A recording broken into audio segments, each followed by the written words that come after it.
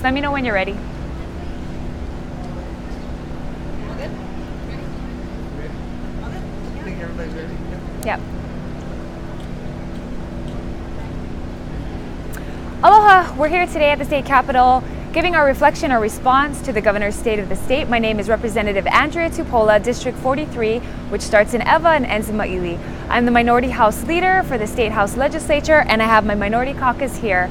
Our caucus package was announced this past Friday, and so accountability, accessibility, and affordability were our themes about connecting to the people of Hawaii and how we can introduce legislation that can help to do those three things. Specifically for me with accessibility, we heard 3 lines about education. They talked about a blueprint for education.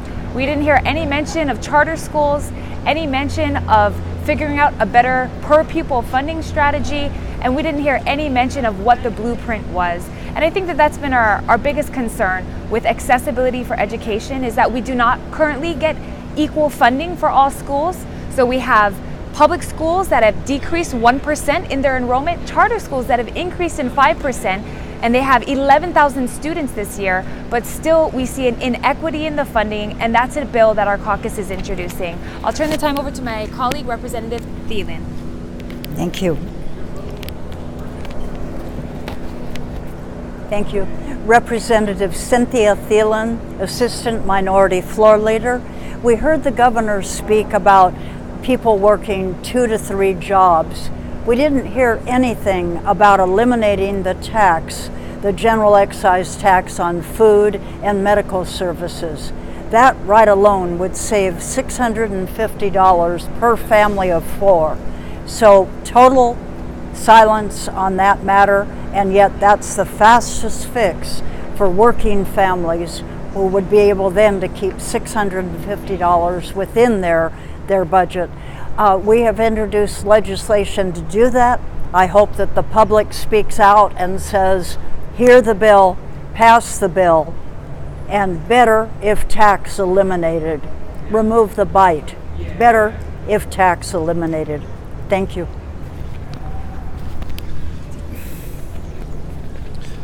Hi, my name is Bob McDermott. I think what we saw today was a typical David Ige speech, tinkering around the edges, no big vision, no bold ideas. After several years, we've become used to it.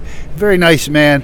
I was very disappointed in the cheap partisan shot he took at President Trump, saying his policies were hateful in the beginning of the press conference. My goodness, this is a State of the State address. It's not a campaign trail. That was the loudest applause line he got, by the way. But that was inappropriate, and I'm very disappointed in him for doing that. Aside from that, typical speech, no big ideas, nothing to rally around the community, like build a new stadium or anything like that. So it's, tinkering around the edges. Representative Gene Ward, the Minority Floor Leader. Want to talk about the elephant in the room that never got acknowledged. On top of mind of the people of Hawaii is what happened on January 13th and the missile alert fiasco. I thought at least there'd be another mea culpa, which he's been giving time and time again. He didn't mention that. That's where the credibility of his speech is hurt by the credibility of how he handled it. So I give him a Pinocchio Award for that one. The second Pinocchio Award is he said that homelessness was down by 9%. Give me a break. You tell that to my constituents and they're going to say homelessness is down by 9%? Not true. And lastly, I want to mention in terms of the oxymoron that there is affordable housing, he gave, how would you say, using Shakespeare, damning with faint praise that we are, with the whole culture, helping in housing. Department of Hawaiian Homelands, he said he's funded the largest since the beginning of that issue. Well, they have, by the Nelson decision, forced the legal payment of $28 million, and they've never, for 100 years, paid for Hawaiian housing, which the Hawaiians are deserving. So Pinocchio Awards, and what he left out was where the people of Hawaii want to know what's going to happen with their missile alert system so they don't get scared and traumatized for a full 38 minutes.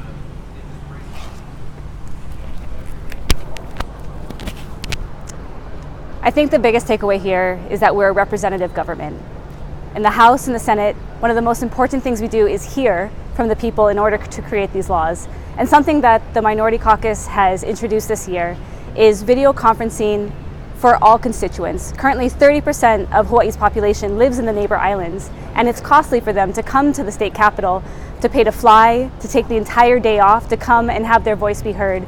So being able to have video conferencing, not just on once in a while for a pilot program, but for every single committee is something that's crucial to be able to pass all of this important legislation. And I think that's something that the Minority Caucus stands behind. And that with that, I think we're going to turn it over for questions. You guys want to start with questions?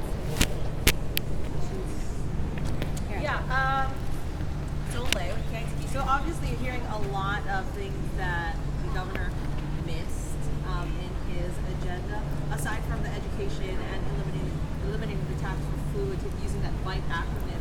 And is there any other priorities that you feel were left out with the governor's agenda earlier today? I got 7 issues when he said the State of the Union is strong. He forgot to mention that we have the worst business climate in the state of Hawaii. We have the highest electricity rates. We're the last in U.S. housing. The cost of living is high, where we have $1 on the mainland is worth 65 cents here. And we are ranked 50th in terms of property crime. And last but not least, we're 43rd in education.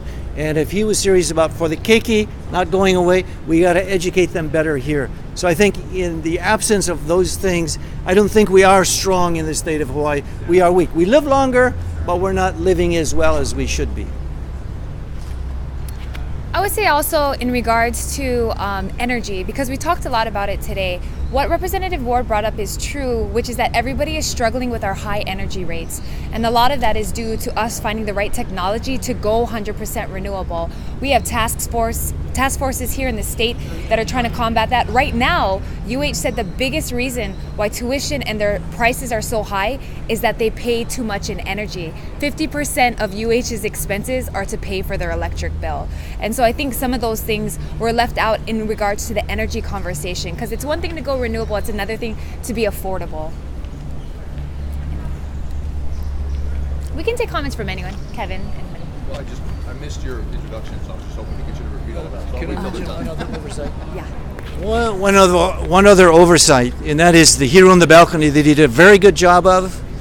He missed Nainoa Thompson.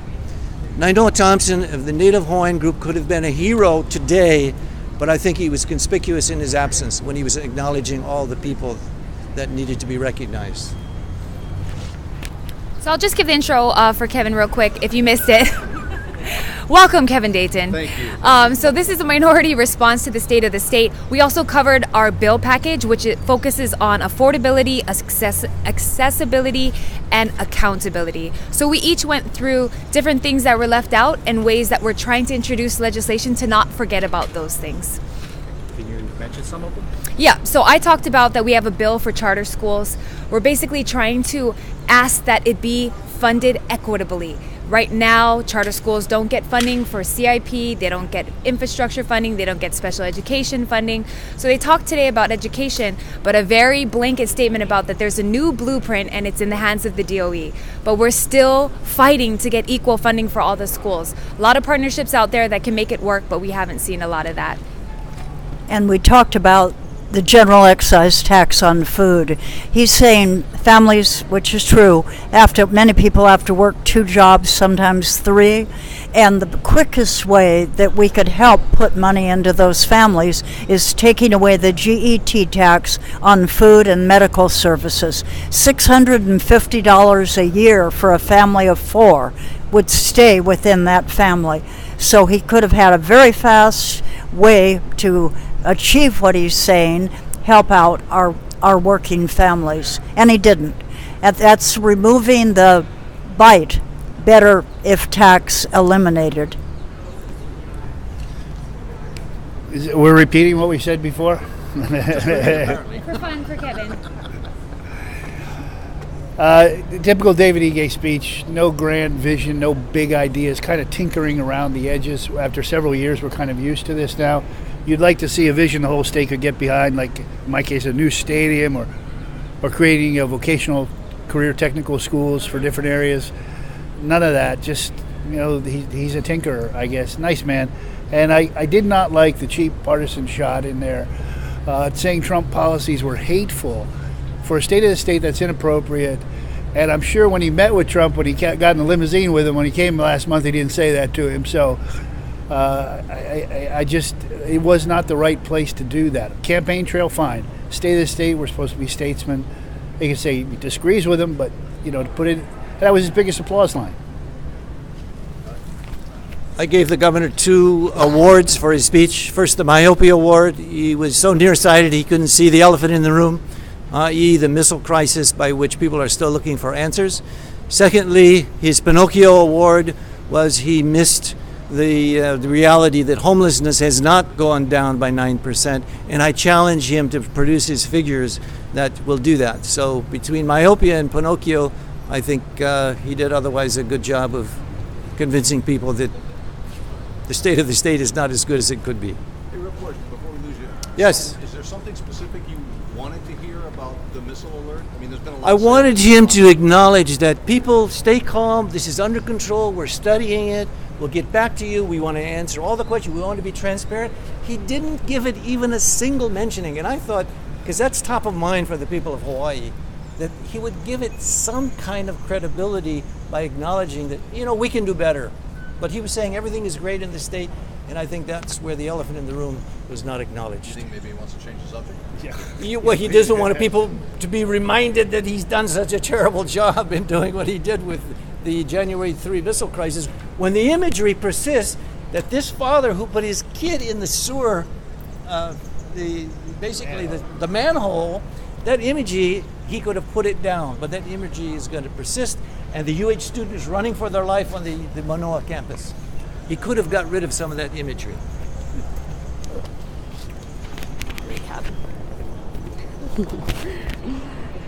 And just to recap, one of the important things we talk about is that we are a representative government, and we often forget that there's 400,000 people who do not live on Oahu. They live on the neighbor islands, and they're not able to come to the Capitol and testify. And that's what our job is all about, is to listen to the people and enact laws that they need. And so if we are not having that, something's missing. And so our caucus has proposed to have video conferencing for all committee hearings. And that's something that's important. There's 4 other states that currently do this: Alaska, Nevada, Nebraska, and Washington.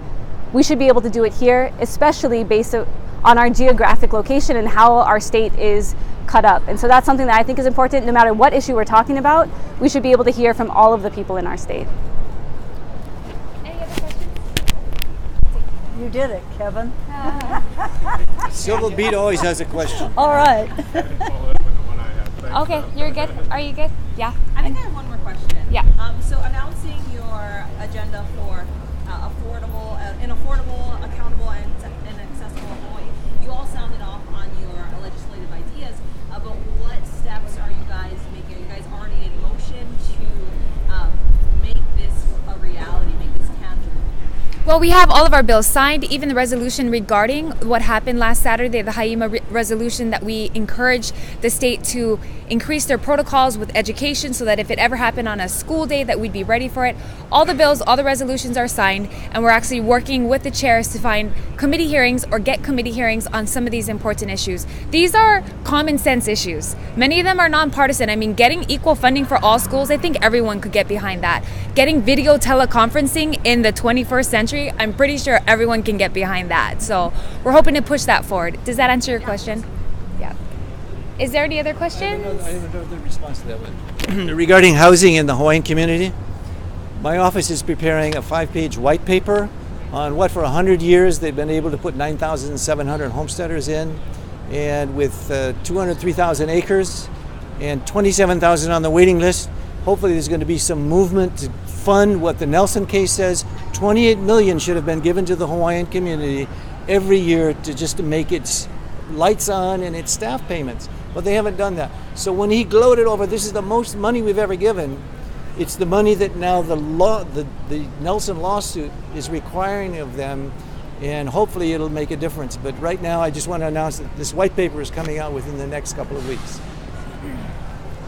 Well, I'll close the press conference. Thank you very much for coming today. I think one of the things that a lot of Hawaiians have come up to me and said is that this is the 125th year of the overthrow, and there's been little said about Hawaiians. They mention culture, they mention aina a few times, they mention resources, but really, what have we given to the Hawaiians? It could have been a mention of the hokule'a, it could have been anything, but not any mention of that. So I know that there was a lot of people, aside from what we brought up, that felt left out today. And I know that it's only a very short speech, 40, 50 minutes, hard to cover everything, but we just wanted to let our voices be heard for those who didn't feel represented today. Charter schools, people who want taxes down, people that want video teleconferencing, neighbor island people, Hawaiians that want some acknowledgement of what happened and what anniversary it is this year. So thank you very much for having us, and we'll be available separately for questions. Thank you.